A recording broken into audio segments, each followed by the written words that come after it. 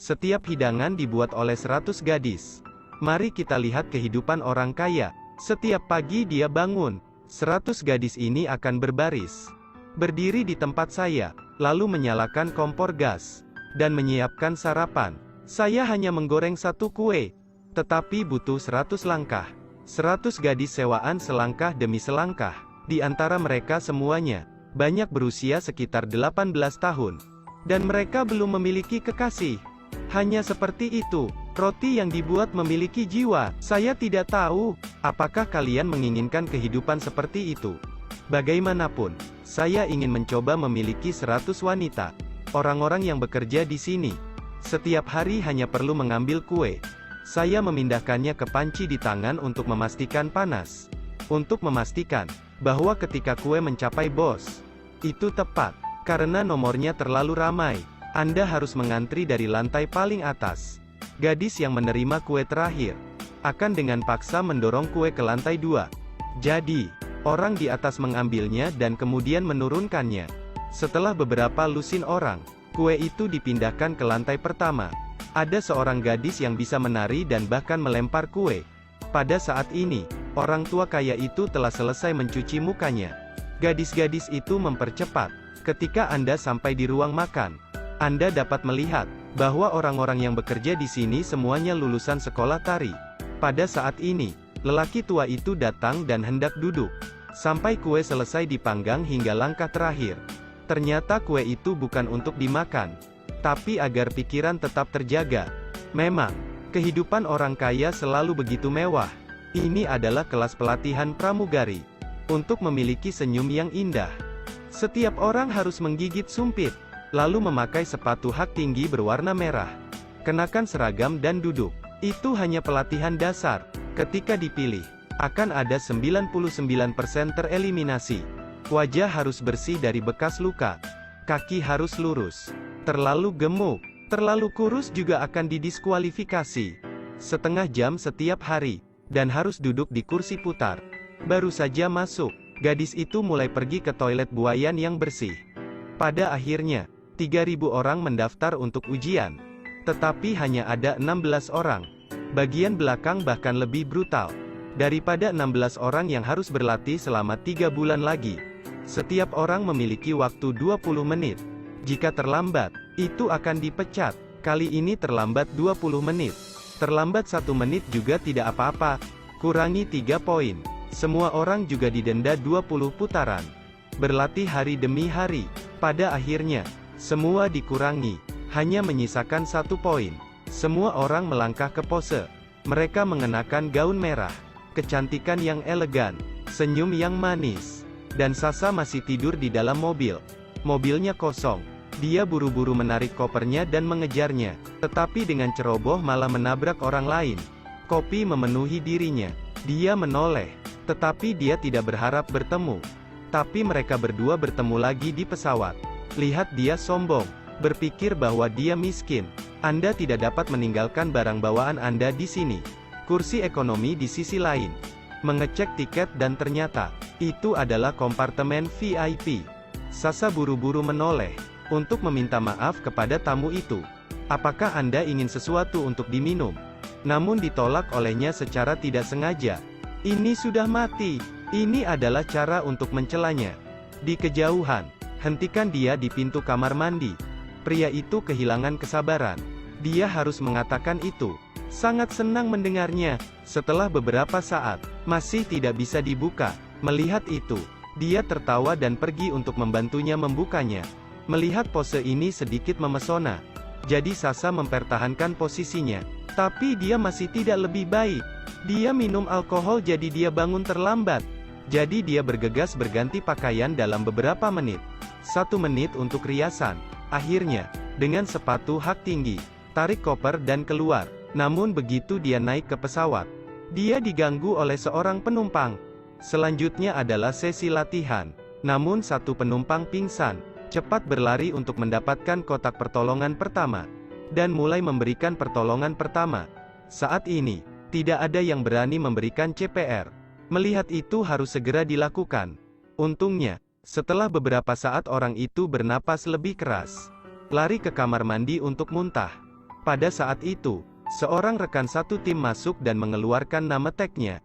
Dari sekarang, dia tidak lagi magang, dia telah menjadi karyawan tetap.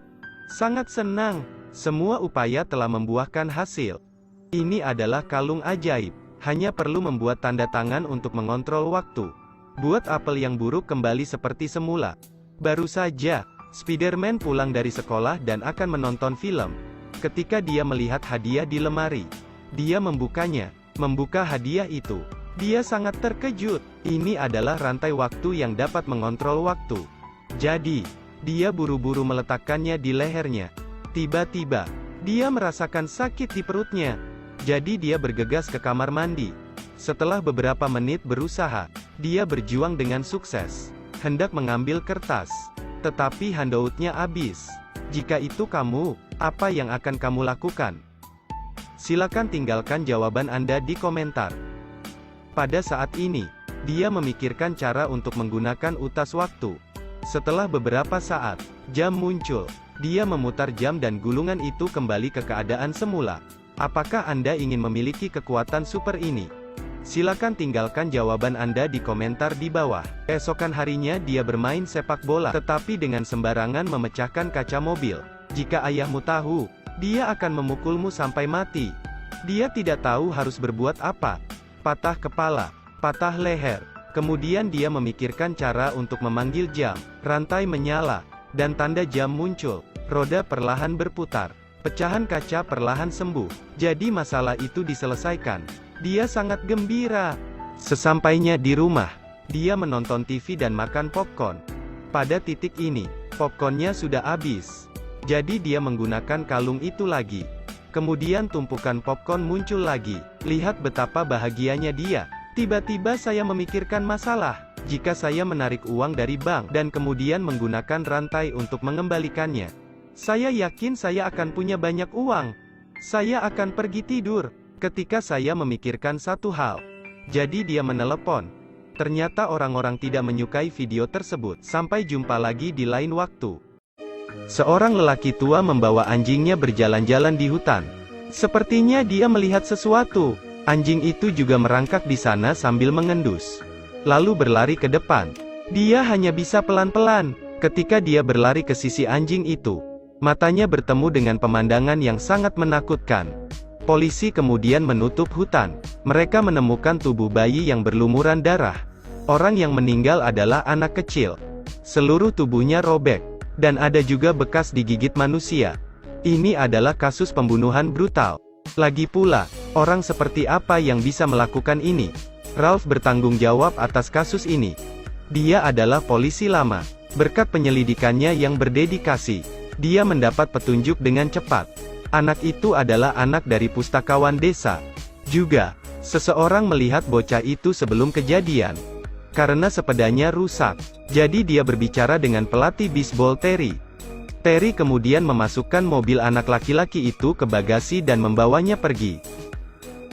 Ralph menyelidiki saksi lain.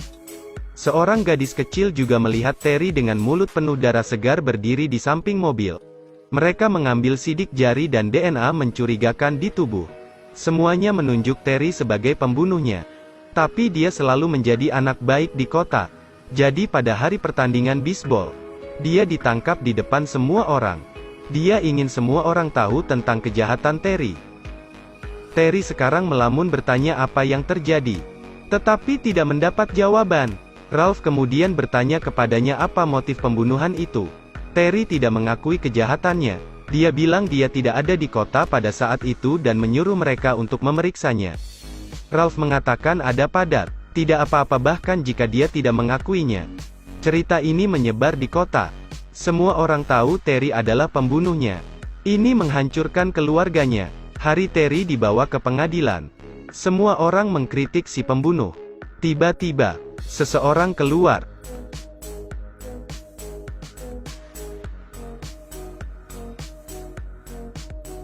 Ralph menemukan bahwa itu adalah keluarga anak laki-laki itu. Dia membalas dendam, meskipun dia ditembak mati. Terry juga ditembak mati. Sebelum dia meninggal, dia memberitahu Ralph bahwa dia bukan pembunuhnya. Memohon padanya untuk mengembalikan kepolosannya. Di tempat yang tidak jauh, seorang pria misterius juga berbalik untuk pergi. Setelah ini terjadi, polisi tidak menganggapnya terlalu serius. Tetapi Ralph menemukan sesuatu yang aneh.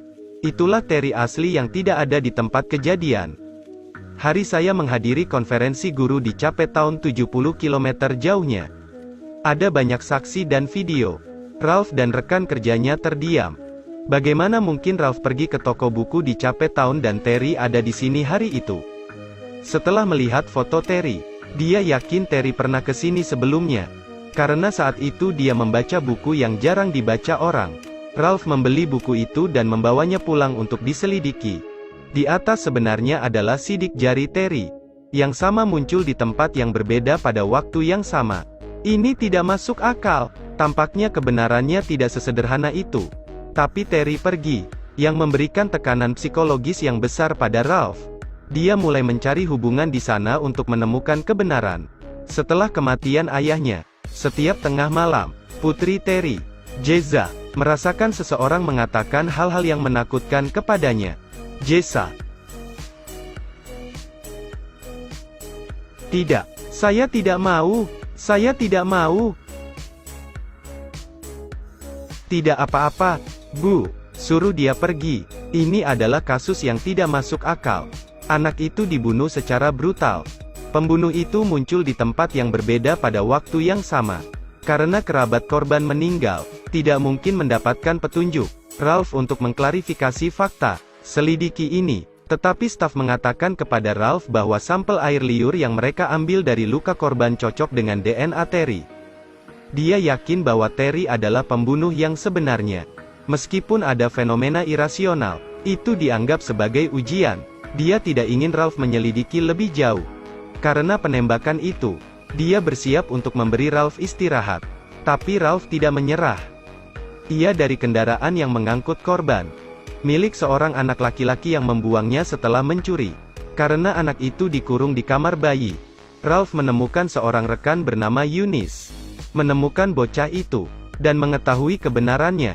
Mereka menemukan anak laki-laki itu, membenarkan bahwa mobil itu dicuri.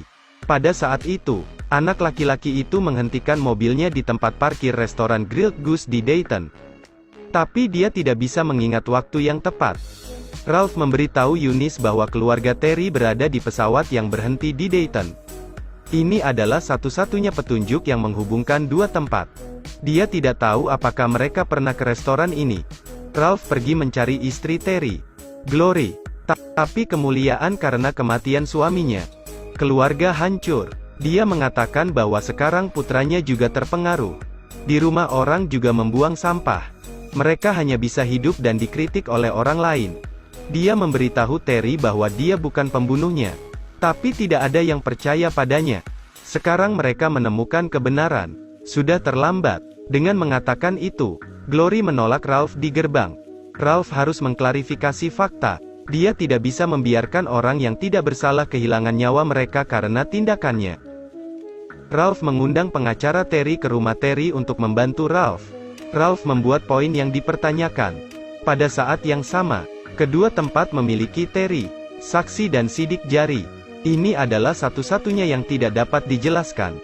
Jika dua orang menemukan hubungan di antara mereka, mereka dapat menemukan jawabannya. Link utama adalah sebuah restoran di Dayton.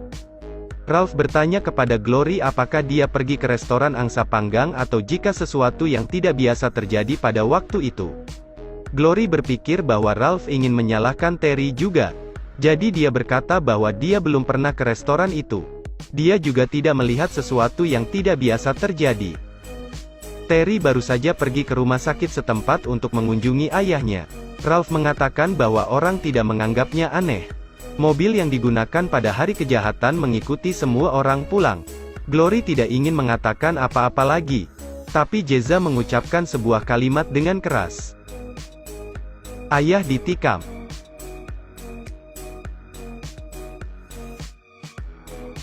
Ralph bertanya pada Jessa. Jessa mengatakan bahwa ketika Terry mengunjungi kakeknya di rumah sakit, seorang perawat pria tidak sengaja memotongnya. Tetapi mereka tidak peduli. Meskipun Jessa belum pernah ke restoran yang menurut Ralph pernah dilihatnya, Restoran itu tidak jauh dari tempat tinggal mereka. Sementara Ralph menganggap ini sebagai titik balik dalam kasus ini. Seorang peternak menemukan pakaian berlumuran darah di gudang pinggiran kota. Ini adalah pakaian yang dikenakan Terry saat dia melakukan kejahatan. Eunice menceritakan hasilnya. Mereka menemukan fenomena lain yang tidak dapat dijelaskan. Meskipun sidik jari Terry cocok, ada beberapa sidik jari yang tidak jelas di antaranya. Jejak ini milik orang tua lainnya. Pada akhirnya, ini masih sidik jari Terry. Yaitu, Terry muda dan Terry tua muncul secara bersamaan. Ini adalah omong kosong. Mereka juga menemukan cairan yang tidak diketahui. Mereka tidak tahu apa itu. Memberitahu Ralph hasilnya. Mereka menemukan hal lain yang tidak dapat dijelaskan. Mereka mengusulkan untuk menyelidiki tempat-tempat di mana Terry berada. Tetapi staf tidak cukup. Ralph stres soal ini. Dia harus menemui psikolog. Menyuruh Jack kembali dari liburan. Rekan Ralph yang lain menyarankan untuk menemukan Holly. Dikatakan bahwa dia memiliki memori super. Dia dapat memecahkan fenomena yang tidak dapat dijelaskan. Akan sangat bagus jika dia menyelidiki keberadaan Terry. Dan Jack adalah seorang pensiunan tentara. Dengan bakat menembak. Sedikit pemarah. Ini karena ibunya melecehkannya sebagai seorang anak. Saat itu, dia akan berburu babi hutan ketika dia menerima berita itu. Mengemasi tasnya dan pergi. Tidak lama setelah dia pergi, babi hutan itu diserang oleh beberapa binatang. Ralph dan Eunice juga menemukan Holly, menceritakan kisahnya, dan menyerahkan dokumennya. Setelah Holly diperiksa, dia bilang dia harus memeriksa rumah sakit tempat ayah Terry berada. Ralph berharap Anda mendapatkan pekerjaan yang baik.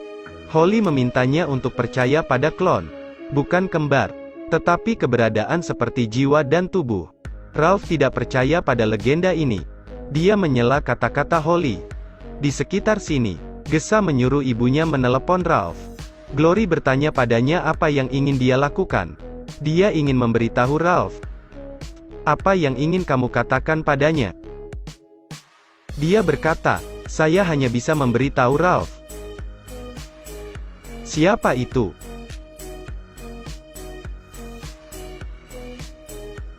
Siapa itu? Jessica. Lu harus mengoreksi sejarah ini. Episode dari film American Supernatural. Jika suka klik like, follow. Mungkin periode selanjutnya akan terus update lagi. Wanita ini memberi narapidana sebotol air mineral. Tetapi sedetik kemudian, Pertapa melemparkan air hitam ke arahnya. Sehingga membuatnya tercengang. Ketika dia melihat ekspresi arogan dari narapidana, dia melepas mantelnya dan bersedia melawan narapidana yang tidak takut mati ini. Sehingga dia bisa membuka matanya. Dia tidak berharap. Bahkan menantangnya menggunakan lap untuk menutupi jendela. Melihat Amy akan masuk, rekan-rekan menghentikan Amy mengenakan sarung tangan yang dia ambil dari lap. Sehingga dia tidak akan memiliki lagi untuk digunakan.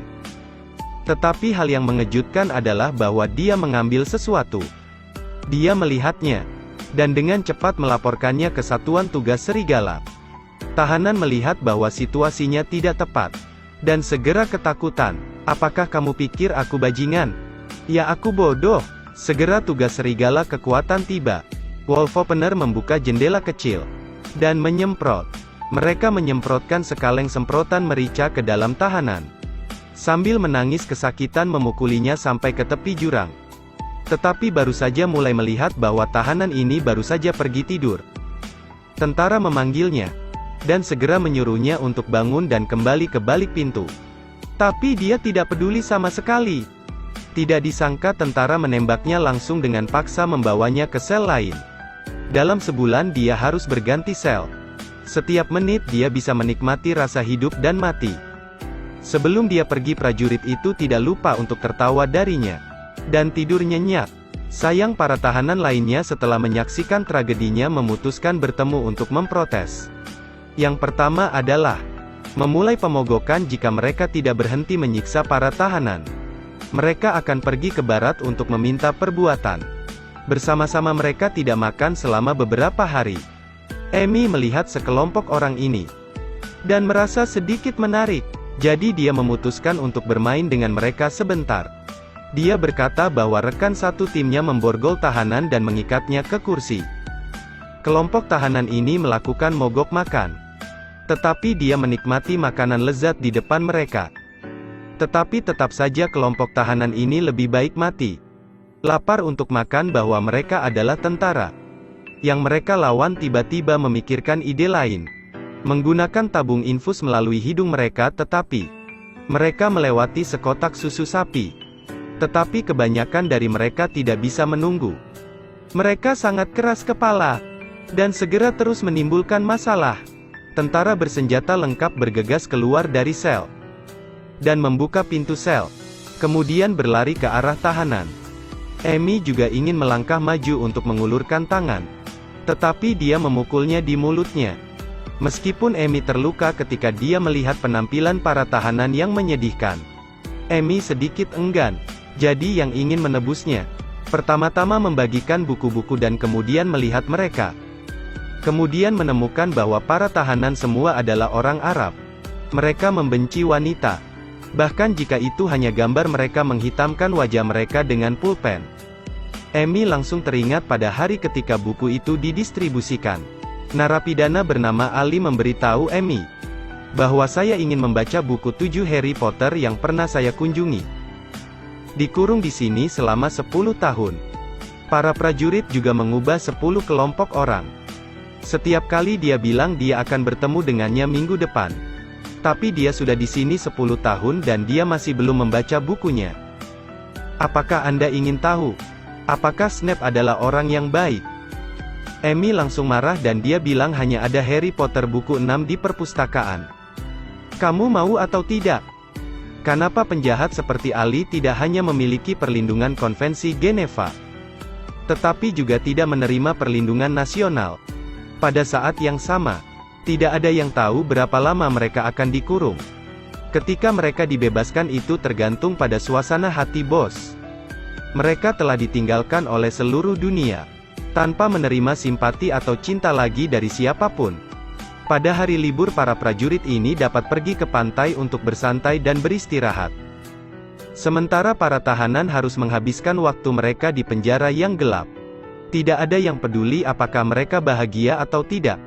Setelah liburan, Amy kembali melihat para tahanan. Tahanan harus tinggal di sel kecil. Sehingga dia tidak bisa berhenti berseru. Betapa bahagianya dia diam-diam senang bisa menikmati hidup dengan bebas. Setelah melihat Ali dipukuli secara brutal dan diseret ke sel, Amy tidak bisa menahan rasa sakit untuknya. Ketika dia kembali, dia melihat file dan melihat bagaimana dia adalah seorang pria sebelumnya. Dan jelas bahwa dia telah mengembangkan minat pada Ali. Gadis ini menatap semua tahanan. Hari-hari dia mencari untuk membuat rencana. Untuk masa depan. Otaknya sangat cerdas. Siapapun harus mengaguminya. Tidak hanya melalui universitas. Tetapi juga dia dapat mensimulasikan komputer untuk menghitung seseorang dengan kekayaan. Seperti itu bagaimana dia bisa menjadi penjahat. Pada saat yang sama, Ali juga dia merasa bahwa Amy tidak seperti yang lain. Dengan mendengarkan dengan penuh perhatian. Setiap kali kata-katanya ini memberi orang yang terkunci di 10 tahun yang lalu. Seperti dia. Semacam rasa saya juga tidak tahu bahwa hidup di lingkungan yang intens seperti itu. Saya masih bisa keluar dari sini hidup-hidup. Atau tidak setelahnya. Setelah tersiksa begitu lama ingin bunuh diri beberapa kali. Ali sekarang sepertinya melihat sinar. Dan harap. Tetapi karena tentara berbicara dengan para tahanan. Ini jelas tidak sesuai dengan aturan.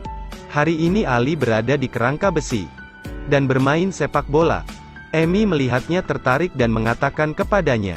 Bahwa selama dia patuh pergi ke lapangan sepak bola. Kata Ali. Anda hanya memberitahu kami. Kita patuh begitu kita patuh mereka dapat menetapkan aturan untuk kita tanpa alasan. Tetapi atas dasar apa kita mengizinkan mereka untuk menelepon? Cas di luar. Ali masih punya cara berpikirnya sendiri. Pemimpin regu yang ada di sebelah mereka melihat dan mereka tertawa. Dan berbicara jadi dia memerintahkan Cas. Amy membantu memandikan tahanan. Dan kemudian mengatur agar Ali datang. Amy harus melihat Ali mandi. Ali tidak punya harga diri. Dia diinjak-injak oleh pemimpin. Pasukan Amy tidak tahan lagi. Dia melapor langsung ke warden. Dia pikir pemimpin pasukan sedang mengurus memandikan narapidana melanggar hak asasi. Narapidana dimarahi. Kemudian Amy bertanya, di sisi mana mereka berada pada akhirnya. Dan pada saat yang sama mengatakan kata-kata kasar. Amy pergi lapor. Amy tiba-tiba menyadari dia tidak bisa mengubah apapun. Tiba-tiba semacam impotensi muncul dalam dirinya.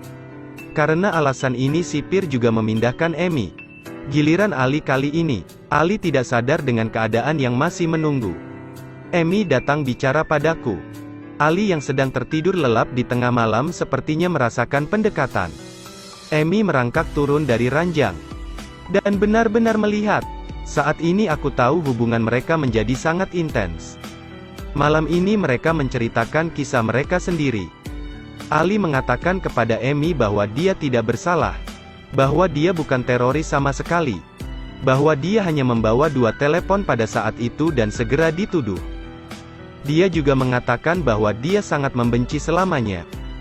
Bahwa kali ini dia akan berubah menjadi kelompok penjaga lain. Penjaga lain akan berpikir bahwa dia sendiri melakukan kejahatan keji berulang kali. Ali tiba-tiba menyadari bahwa Amy juga akan pergi. Dan dengan cepat bertanya apakah dia akan kembali ke sini di masa depan. Amy gemetar kepalanya, dan dia mengatakan bahwa jika dia memiliki kesempatan dia akan mengunjungi kampung halamannya. Ali merasa tidak ada kemungkinan untuk melihat Amy lagi. Ali sekarang tidak memiliki keberanian untuk melanjutkan hidup. Dia mengambil pisau dari buku dan siap untuk mengambil nyawanya sendiri. Amy melihat itu dan dengan cepat menghibur Ali agar dia tidak menyerah. Mungkin dalam waktu dekat akan dirilis. Dan memberitahu Ali nama dan alamat aslinya. Dan memberitahu Ali bahwa dia harus menjemputnya ketika dia keluar di masa depan. Ini adalah pertama kalinya Ali melihat seorang Amerika memperlakukannya seperti ini. Ini menunjukkan bahwa Amy benar-benar menganggapnya sebagai teman. Tangannya terjalin di balik pintu besi. Tetapi bagi mereka ini akan menjadi malam yang tak terlupakan. Karena Amy juga dipecat. Dia tidak pergi dengan Ali untuk terakhir kalinya. Tetapi dia meminta temannya untuk memberinya buku yang dia inginkan. Selama 10 tahun yang dia tulis di halaman depan. Saya tidak tahu apakah Snape adalah orang yang baik. Tetapi saya yakin dia adalah orang yang baik. Amy berharap buku Harry Potter ini dapat membantu menghibur Ali. Hidup saya tidak boleh diatur oleh orang lain. Hanya sendiri berusaha dan berjuang untuk mencapainya tanpa peduli hasilnya. Tetapi saya juga bisa merasa nyaman karena tidak menjalani kehidupan yang tidak berguna. Apalagi memilih kematian dengan mudah. Terima kasih semua orang. Ikuti saya untuk menemukan lebih banyak film hebat. Ada secari kertas di belakang pantat gadis ini. Pemuda itu, setelah melihatnya, buru-buru mengejarnya. Tepat ketika dia hendak mengulurkan tangannya untuk membantunya, tiba-tiba kertas itu terlempar. Tangannya baru saja menyentuh pantatnya. Sebelum dia bisa menjelaskan, dia ditendang oleh gadis galak itu dan ditendang di kakinya. Ini adalah nama mesum Anda. Bokongku sangat enak untuk disentuh. Dengarkan aku mengatakan ini dan itu. Tiket pesawatku tersangkut di pantatmu. Kemudian ia terbang. Gadis itu dengan curiga menyentuh bagian belakangnya. Dia menemukan bahwa bagian belakang ditutupi dengan mentega. Baru kemudian dia mengerti segalanya. Karena untuk mengungkapkan rasa bersalahnya, dia segera mengundangnya untuk minum-minum. Ketika dia bangun, dia terkejut. Anda sama sekali tidak tahu apa yang terjadi tadi malam. Pada saat ini, bocah itu menyalakan TV. Itu menyiarkan berita tentang kecelakaan pesawat kemarin. Dan pesawat itu adalah pesawat yang tiketnya dibeli orang itu. Namun karena kesalahpahaman kemarin, dia beruntung bisa selamat. Pemuda itu merasa bahwa mereka berdua adalah takdir ditentukan sebelumnya. Jadi dia memberi gadis itu kalung yang paling dia hargai. Ia berharap keduanya bisa mencoba untuk saling mengenal. Tetapi pada saat ini, asisten bocah itu segera berlari ke arahnya dan memberitahu dia bahwa perusahaan sedang dalam bisnis yang mendesak. Pemuda itu buru-buru mencatat nomor teleponnya di buku catatannya. Kemudian, Berikan kembali kepada gadis itu dan katakan padanya untuk mengingat untuk menghubunginya. Setelah mengatakan itu, dia buru-buru masuk ke mobil. Sebelum pergi, jangan lupa untuk menyembunyikannya untuknya. Jangan lupa untuk menelepon saya. Setelah dia pergi, gadis itu sedikit penasaran dan meminta untuk melindungi identitas bocah itu. Penjaga keamanan mengatakan kepadanya bahwa pria itu adalah pewaris konglomerat terkemuka di Korea. Setelah itu, gadis itu selalu sibuk dengan pekerjaannya, sampai dia melihat buku catatan yang ditinggalkan anak laki-laki itu untuknya. Baru saat itulah dia mengingat kata-katanya. Setelah ragu-ragu untuk waktu yang lama, dia pergi ke telepon umum. Bersiaplah untuk memanggil orang itu. Tapi tiba-tiba di luar seorang wanita tua jatuh. Dia bergegas membantu wanita tua itu berdiri dan membawanya ke rumah sakit. Akibatnya, dia kehilangan buku catatannya tentang cara menghubungi bocah itu. 25 tahun kemudian, putra gadis itu mendapat pekerjaan di sebuah hotel.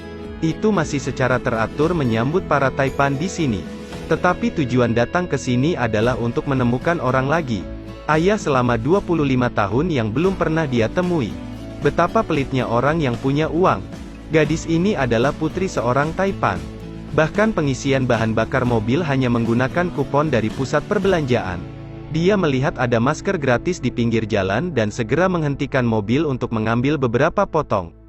Ketika asisten dan sekretaris melihat adegan ini, mereka berdua terkejut. Gadis bernama Sini itu adalah orang yang pelit. Selama uang itu jatuh ke sakunya, dia sama sekali tidak akan pernah mengeluarkannya lagi. Hari ini adalah hari pertamanya di hotel untuk tinggal sebagai menteri. Demi kenyamanan kesehariannya, hotel segera mengatur untuk menyiapkan pelayan untuknya. Tetapi ketika dia mendengar namanya, dia yang bertanggung jawab. Semua orang sepertinya ingin menarik, bahkan menggandakan gaji, tetapi tidak ada yang setuju. Saya tidak melakukannya. Saya tidak ingin mati lebih awal. Saya lebih baik mengundurkan diri kalau begitu. Maka Anda harus mengundurkan diri anak nakal ini. Apakah itu yang akan kalian lakukan? Pada saat ini, dia tiba-tiba membuka mulutnya untuk mengatakan bahwa dia yang bertanggung jawab. Tapi syaratnya gaji harus 3 kali lipat. Manajer segera setuju, meski baru pertama kali bertemu. Saya sangat tidak puas dengannya. Dipecat. Apa? Orang ini tidak cocok untuk pekerjaan ini. Punggungnya terlalu lurus. Bukan tipe untuk membungkuk. Saya benar-benar minta maaf nyonya. Tetapi tidak ada staf lain selain dia. Lalu tunggu setelah aku pergi lalu tembak. Membawa pakaian di malam hari. Lihat artikel tentang pasar saham di atas meja. Penasaran? Dia mengambilnya. Hasil tepat waktu terlihat lagi. Pikir dia mencuri analisis pasar sahamnya. Jadi, dia memarahinya sekali dan dengan keras memerintahkannya untuk segera dipecat. Marah. Dia meraih tangannya lalu menyeretnya ke ruang ganti. Dia mengeluarkan artikel pasar sahamnya. Apakah Anda ingin membeli saham di sini? Jika Anda membeli saham yang saya katakan, saya akan kehilangan Anda sepenuhnya. Untuk sesaat Sinmi sangat malu sehingga dia tidak bisa berkata-kata. Tapi orang pendendam seperti dia sangat cepat mulai membalas dendam. Dia tidak hanya meminta untuk membersihkan kaca bening, kolam renang, tetapi juga ketika dia tidak memperhatikan, dia mendorongnya ke dalam kolam.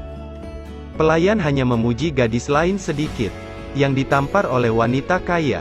Dia sangat marah dan berkata mengapa dia memukul saya. Tangannya yang kotor memegang suatu tempat. Pada saat inilah pemimpin hotel Sinmi datang. Tapi kemudian mengerti situasinya. Sinmi tidak hanya tidak mengatakan apa-apa kepada wanita kaya itu, tetapi juga meminta anak laki-laki itu untuk meminta maaf padanya. Melihat bahwa dia tidak ingin meminta maaf, Sinmi langsung menamparnya. Jika Anda memukul, Anda harus menahan diri. Staf layanan harus bertindak seperti staf layanan. Tunjukkan kebanggaanmu kepada siapa. Ini untuk ingin orang mendapatkan kembali harga diri mereka untuk menerima gaji itu. Nama Siti orang ini di luar tetapi dia adalah pekerja layanan. Namun identitas aslinya adalah anak seorang konglomerat terkemuka. Tapi kamu tidak tahu siapa ayahmu. Satu-satunya hal yang dapat membuktikan identitasnya adalah kalung yang ditinggalkan ayahnya kepada ibunya tahun itu. Untuk menemukan ayahnya yang kaya, ia bekerja sebagai pelayan di sebuah hotel bintang 5. Karena di sini dapat diakses oleh semua oligarki Korea. Hari itu, saya sedang bersiap untuk pergi ke kuburan untuk ibu saya. Di tengah jalan, tiba-tiba telepon datang. Akibatnya, ketika dia mencari-cari ponselnya dengan sembarangan, ponsel itu jatuh dari tempat duduknya.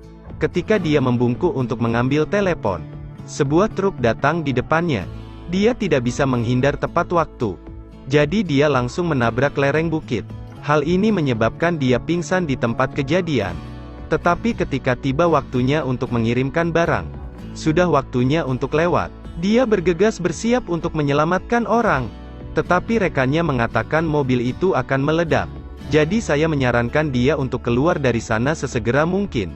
Tapi menjadi cemas untuk menyelamatkan orang tidak bisa berpikir begitu banyak. Dia mengambil batu itu dan mencoba mendobrak jendela, lalu menarik Cindy keluar dari mobil.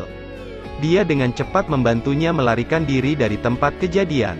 Mereka belum pergi terlalu jauh ketika mobil di belakang mereka meledak. Lalu dengan cepat membawa Shine ke rumah sakit.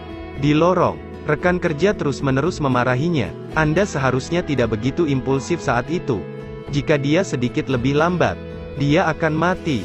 Kemudian rekan kerjanya mengatakan tidak pada Cindy.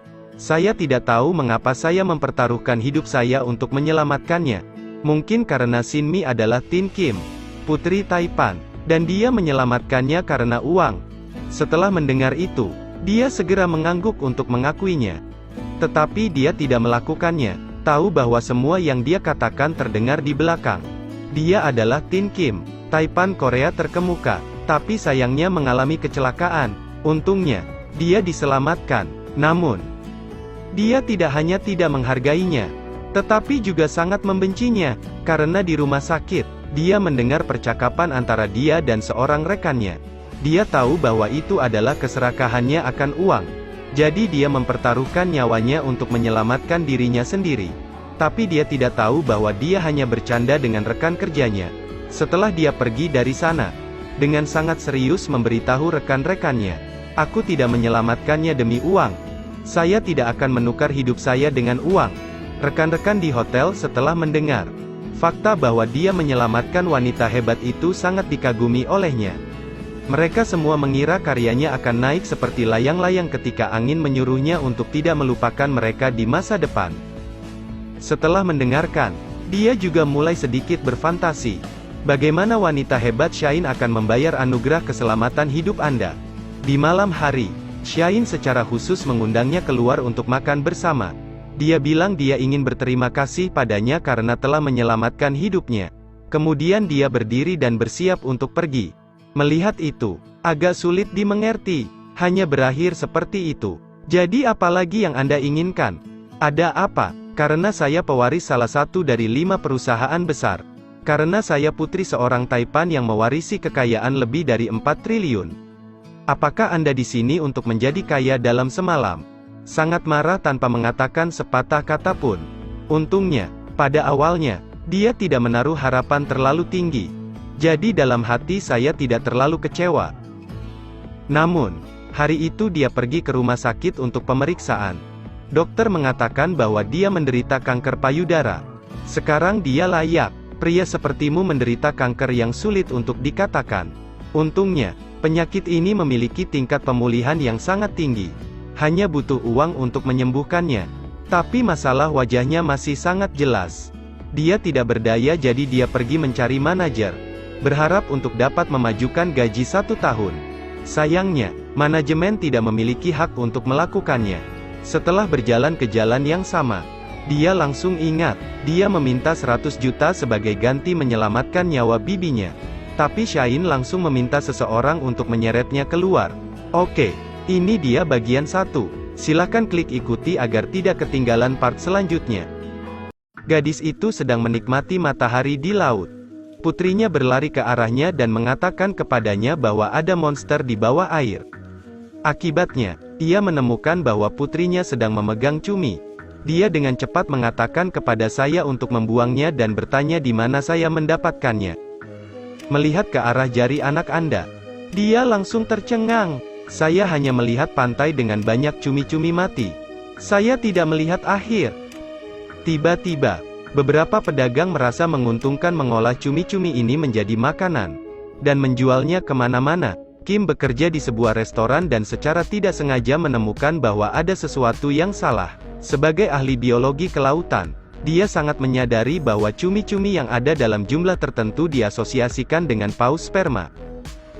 Kedua pengemudi speedboat itu pergi ke kedalaman laut, di mana keluarga paus sperma pernah hidup. Hari ini mereka tidak menemukan paus sperma seperti biasanya. Ketika mereka bingung, Mitch membuat penemuan hebat. Banyak bangkai paus sperma yang mengapung di permukaan laut. Seluruh tubuh memiliki banyak goresan. Mereka berdua sangat seperti itu. Makhluk itu bisa mengancam paus sperma. Untuk menemukan kebenaran, meskipun saran Mitch, Kim berniat mendekati tubuh paus sperma untuk memeriksanya. Laut di depan tiba-tiba muncul gelombang besar. Ada juga bayangan makhluk yang lewat. Kim dengan cepat menyuruh Mitch mengemudikan perahu untuk mengejarnya. Dan dia mengambil kamera untuk mengumpulkan bukti. Tidak lama kemudian, sonar kapal layar menyusulnya. Ketika mereka mematikan mesin untuk menunggu keluar dari air, lawan tiba-tiba berbalik dan berenang ke arah mereka. Mereka berdua berubah warna dan hanya bisa cemas menunggu nasib mereka. Air laut tiba-tiba memancarkan cahaya biru. Pulsa elektromagnetik yang kuat segera menyapu, menyebabkan semua peralatan listrik meledak satu demi satu. Seluruh kano kehilangan momentum. Untungnya, monster itu sudah selesai makan dan keduanya kabur. Setelah semalaman menunggu, Kim memutuskan untuk mengambil risiko melompat untuk memperbaiki baling-baling kano. Tapi tetap saja mereka meremehkan kesabaran binatang itu. Saat melakukan perbaikan, tiba-tiba dia melihatnya muncul. Kim sangat ketakutan, tapi setelah itu tenang. Dia tidak terburu-buru untuk melarikan diri. Sebaliknya dia menyuruh Mitch untuk mendapatkan pistol pelacak karena dia tahu hanya dengan mengetahui keberadaannya dia bisa menebus pekerjaan Anda yang hilang. Tubuh besar di dalam air mendekat dan mendekat. Kim memegang pistol dan membidik dengan benar. Setelah kembali ke kano, dia menemukan bahwa perangkat navigasi telah bekerja. Tapi yang mengejutkannya adalah dia bisa berenang sejauh 130 km hanya dalam 30 menit. Lebih seperti itu tertarik pada sesuatu. Terus mendekati pantai. Dengan cara ini, binatang itu menghilang. Kelly dan John masih mencari di dekatnya. Hari itu, mereka menemukan sesuatu yang tidak biasa di supermarket. Lampu listrik bersinar sesuai aturan. Di kejauhan melewati sosok monster itu, dua orang bergegas mengejar. Ikan dan udang di area kerang tersengat listrik. Akhirnya, mereka melihat monster di ruang penyimpanan. Melihat penampilannya yang puas, air mata menggenang di mata Johan. Benar-benar mencintainya. Tetapi ketika mereka hendak membawanya pergi, keamanan Cap tiba. Awalnya hanya sepasang kekasih yang saling bercanda.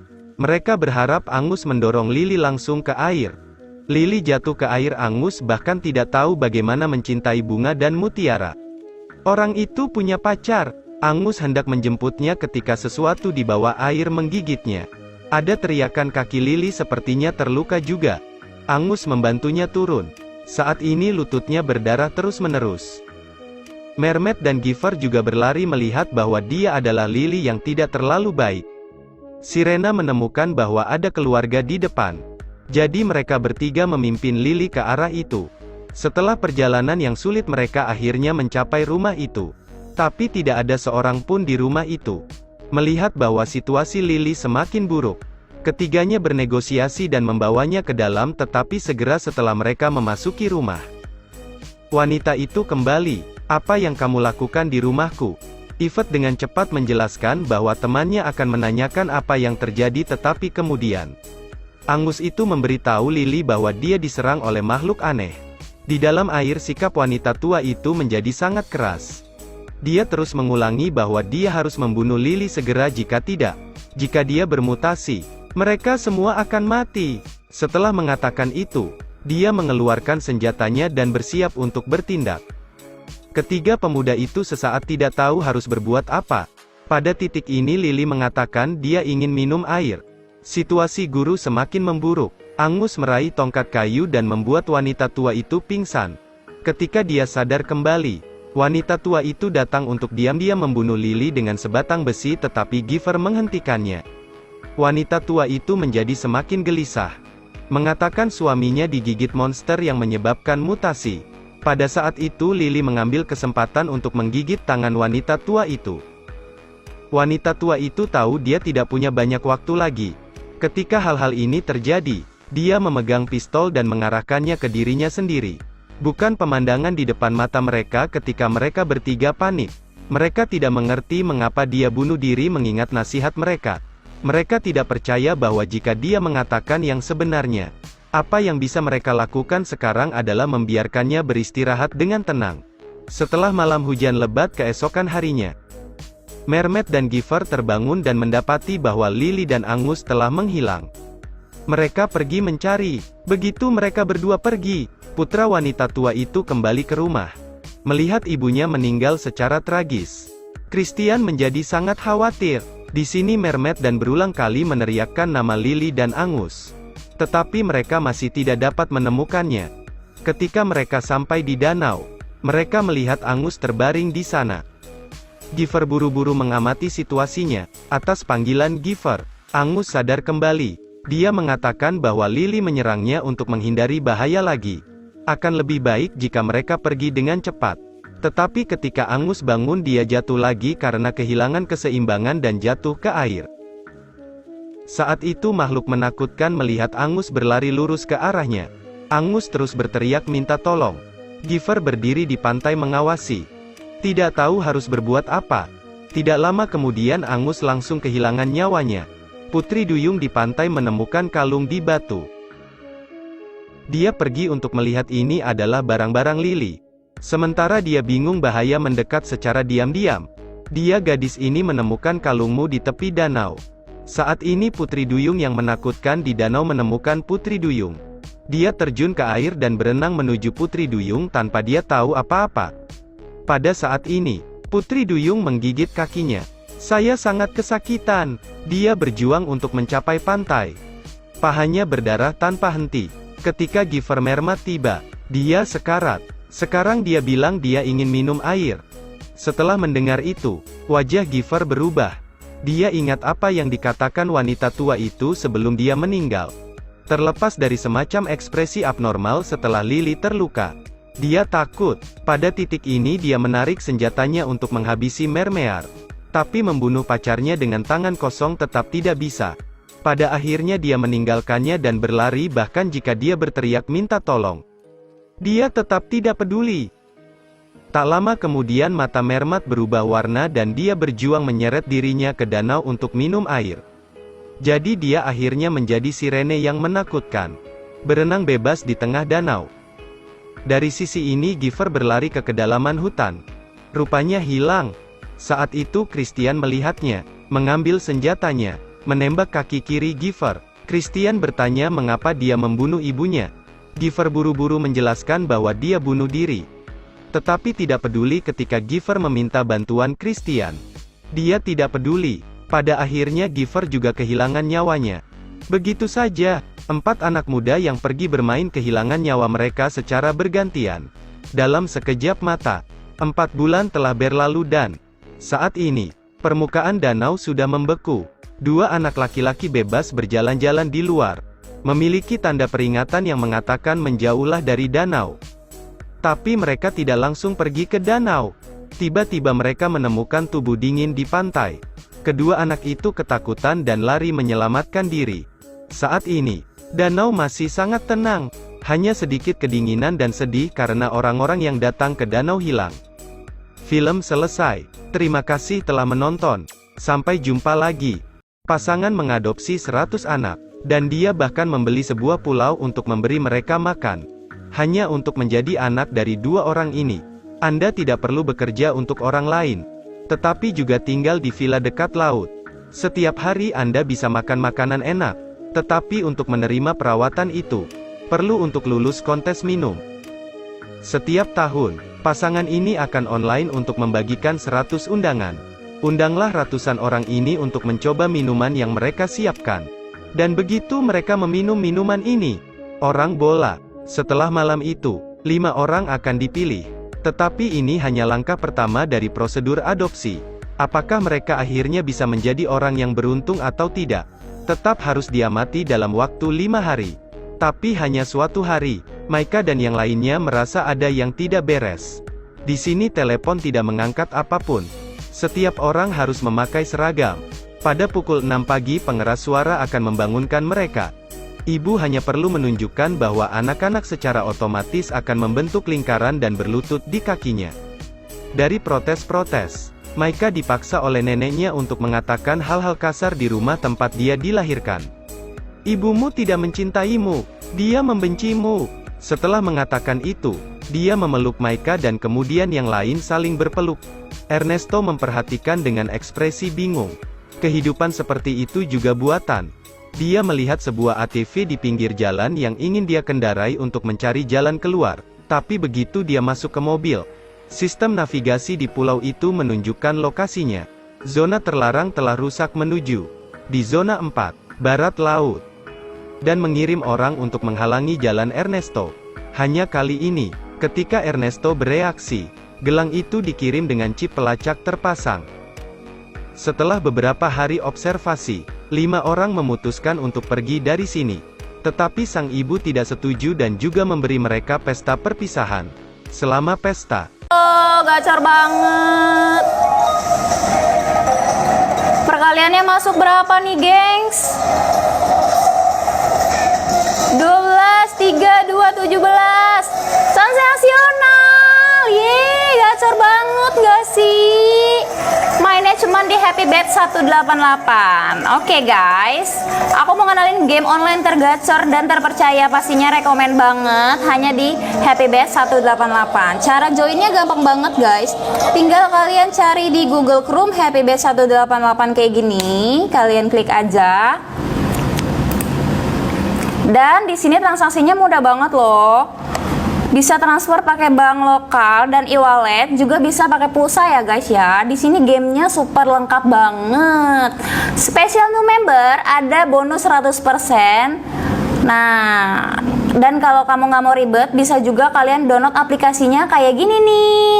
Guys, aku mau ngasih tahu cara download aplikasi Happy Bet 188. Caranya yaitu ketik Happy Bet 188, klik situsnya paling atas, kalian scroll ke bawah, ada tulisan unduh APK, kalian klik, tetap download, kalian klik sampai satu file selesai, baru kalian buka, setelan Chrome kalian klik, buka Happy Bet-nya tuh, izinkan dari sumber ini di checklist. Oke, habis itu klik install Happy Bet 188. Tara, udah masuk ke aplikasi Happy Bet 188.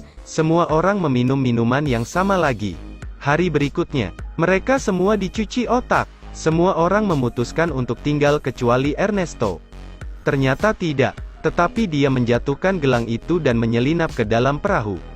Keesokan harinya, ketika dia bangun dia melihat seorang gadis dari haluan perahu. Dia memerintahkannya untuk berlutut dan mengarahkan pistol ke dahinya. Kepalanya tertusuk peluru, dan meninggal di tempat. Ini benar-benar sebuah pulau yang tidak ada jalan untuk kembali. Gadis yang menjadi salah satu yang beruntung di antara mereka. Dia hanya menelan air biru saat tubuh dan kesadarannya kehilangan kendali. Dia berdiri di dekat pantai dan matanya menjadi gelap. Keesokan harinya, dia bangun untuk menemukan bahwa pulau itu sangat sunyi sehingga membuat orang takut. Sahabatnya tidak bisa ditemukan, hanya tersisa 5 orang, termasuk dia. Mereka mengikuti drama itu ke tempat yang sunyi. Di sana segera seseorang menunggu mereka. Astrid, ketua organisasi. Dia memberi mereka tempat ideal yang bisa mereka bangun untuk swasembada sayuran. Membuat mereka bahagia setiap hari.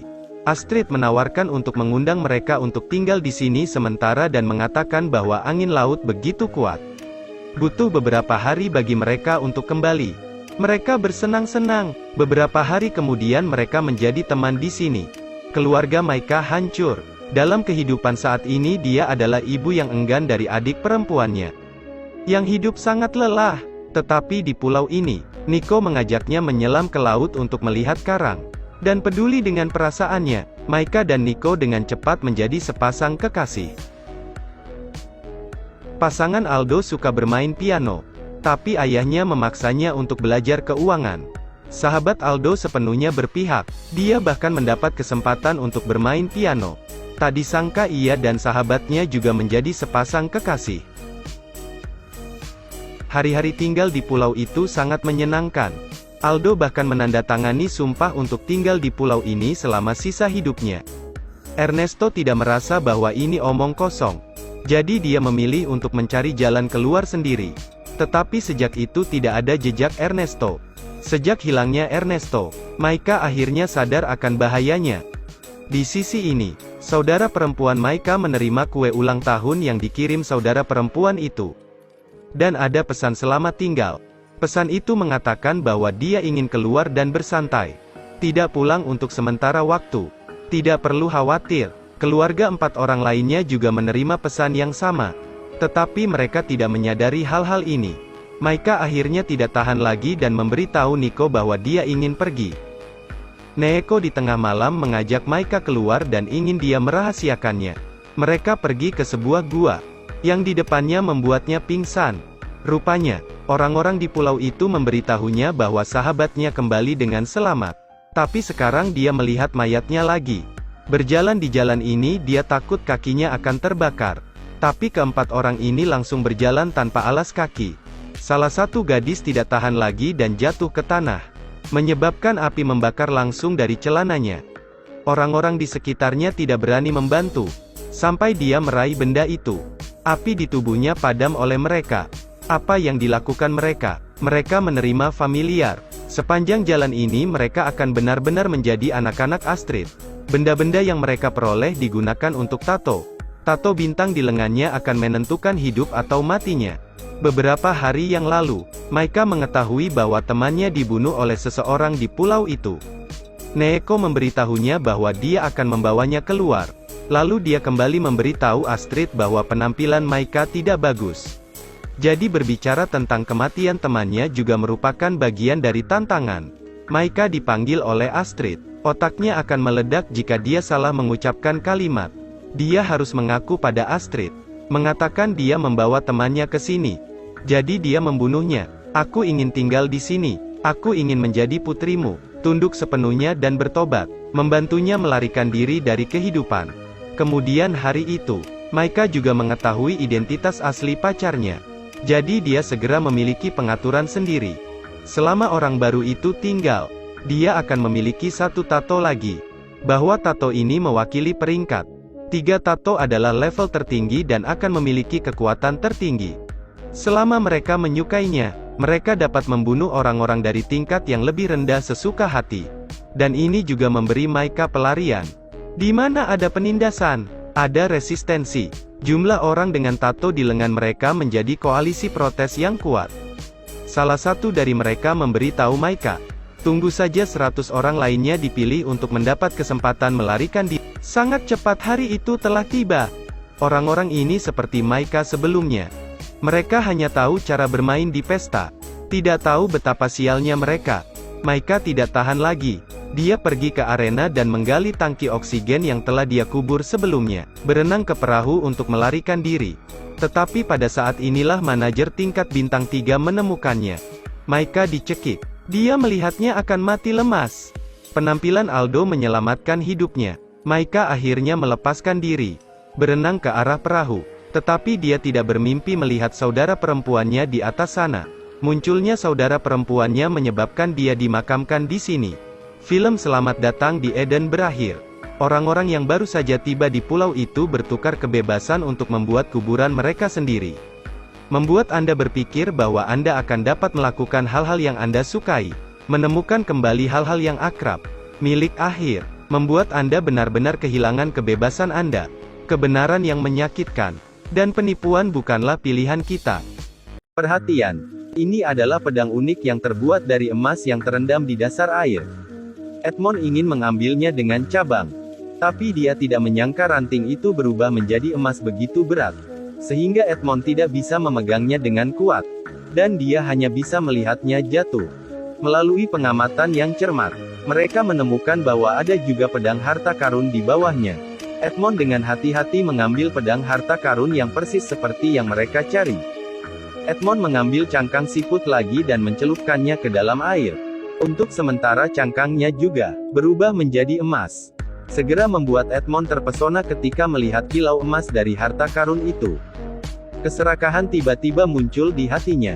Raja mencegahnya untuk disihir oleh Dewa Iblis. Keduanya mulai mengangkat pisau mereka untuk bertarung. Untungnya Lucy Pebensia menghindarinya tepat waktu. Dan Edmond kebingungan. Akhirnya dia mengerti mengapa ada begitu banyak patung emas di dasar air. Di sisi lain Justus menemukan banyak harta karun di tanah. Dia berada dalam cahaya keemasan harta dan dia bersemangat. Dia tidak banyak bicara dan bergegas untuk mengumpulkan emasnya. Tetapi dia tidak tahu bahwa hal yang tidak terduga pasti akan terjadi. Ketika semua orang akan pergi, Lucy Pebensi tidak terlihat Raja Edmund. Mereka bergegas ke sini. Dan mereka hanya menemukan satu sepatu kulit dan pakaian berasap yang tampaknya kurang lebih bagus. Mereka menemukan 3 pedang dari harta di sebelah mereka. Karena mereka ingin dapat mengumpulkan 7 pedang dari harta itu. Secepat mungkin mereka semua bersiap untuk buru-buru melanjutkan perjalanan. Tiba-tiba seekor naga api terbang dari belakang dan sebelumnya Edmond sempat bereaksi. Dia sudah tersangkut di udara. Ternyata naga api itu hanya ingin Edmond mengetahui bahwa Eustace berada di bawah kutukan. Lalu dia membawa Edmond kembali ke tempat itu. Di malam hari semua orang beristirahat dalam keheningan. Dan Justus masih diam-diam menangis. Tikus melihat dan berlari untuk menghiburnya. Dan berkata jangan patahkan hatimu untuk kesalahan yang dia makan. Anda akan menjadi seorang di masa depan. Kami percaya bahwa hal-hal yang Anda lakukan pasti akan menerima cinta dan perhatian orang-orang. Memang semua orang mendayung dengan keras. Dan dia hanya menggunakan satu gerakan untuk menyelesaikan semua masalah. Dia akhirnya mendapat tepuk tangan meriah dari semua orang. Yang segera mereka dapatkan. Star Island akhirnya menemukan meja makan. Aslan dan pemilik menemukan pedang harta karun di sebelahnya. Mereka ternyata juga dikutuk oleh Dewa Iblis. Semua orang mendapatkan pedang berharga. Mereka meletakkan 6 pedang harta karun di atas meja makan. Segera keajaiban terjadi. Satu awan cahaya biru jatuh dari langit. Seketika menghilang dan berubah menjadi sebuah keindahan. Ternyata dia adalah peri bintang biru. Peri yang memberitahu mereka lokasi pedang harta karun terakhir hilang. Kemudian berubah menjadi bintang biru dan dengan cepat pergi ke langit untuk mencapai kemenangan. Akhirnya semua orang siap untuk hidup dan mati. Tikus duduk di kepala Eustace untuk menyelidiki dan bersama-sama masuk ke alam para dewa. Tiba-tiba menemukan seorang lelaki tua memegang pedang. Terakhir di tangannya baru saja meraihnya dan menariknya ke tepi. Saat berbicara Edmond merasa ada sesuatu. Salah seekor ular laut bergegas di depan mereka. Tikus yang menaiki naga api dengan cepat memberi hormat pertempuran. Demi nani tikus itu bertekad untuk tidak takut pada monster. Namun ular laut berkulit besi dengan cepat mengalahkan naga api. Di saat kritis api naga memuntahkan api yang membakar ular dan melarikan diri ke laut. Tiba-tiba orang tua itu mengira naga api itu setan. Pedangnya mengenai kepala naga api dan membuat luka serius. Dia terjatuh di pasir Pulau Bintang Biru dan kemudian pingsan. Ketika dia sadar kembali Raja Singa muncul di depan matanya. Panggilan keras auman singa melepaskan kekuatan tak terbatas. Naga kemudian perlahan-lahan terbang ke udara dan berubah menjadi debu. Dan kemudian larut menjadi asap. Justus akhirnya mendapatkan kembali bentuk manusianya. Dan jatuh kembali ke tanah dan tertidur dalam mimpi buruk. Di sisi lain ular laut yang sedang beristirahat dalam sekejap bangkit kembali. Dan sepertinya telah berubah jauh lebih kuat. Ada mutasi dan ada banyak janggut menakutkan di sekujur tubuhnya. Melihat ini bahwa perahu naga akan terbalik. Edmund buru-buru naik ke atas layar. Sekarang penyihir muncul di hadapannya lagi. Menyebabkan kesadarannya menjadi bingung. Justice juga terbangun dari mimpi. Di tengah hari dia mengambil pedang ketujuh dan dengan cepat berlari. Di depan meja makan menempatkan pedang harta karun di atasnya keke pedang harta karun. Edmund menghidupkannya kembali. Seketika Edmund mengambil pedang harta karun dan untuk saat itu menusuk mulut ular laut. Saya hanya melihat ular laut bergoyang beberapa kali. Dan kemudian perlahan-lahan jatuh ke laut. Semua kabut tebal juga menghilang. Itu sebabnya mereka akhirnya mematahkan kutukan iblis. Mereka yang dikutuk bangun dan orang hilang juga mereka selamatkan. Dan akhirnya mereka menyelesaikan misi mereka. Raja Singa mengucapkan selamat tinggal kepada mereka. Sampai akhirnya mereka memasuki gelombang ajaib ini. Mereka kembali ke kamar asli. Pintu ke dunia Narya juga ditutup dari sana. Ikuti waktu berikutnya, dan akan mengulas untuk Anda. Bahkan lebih film istimewa.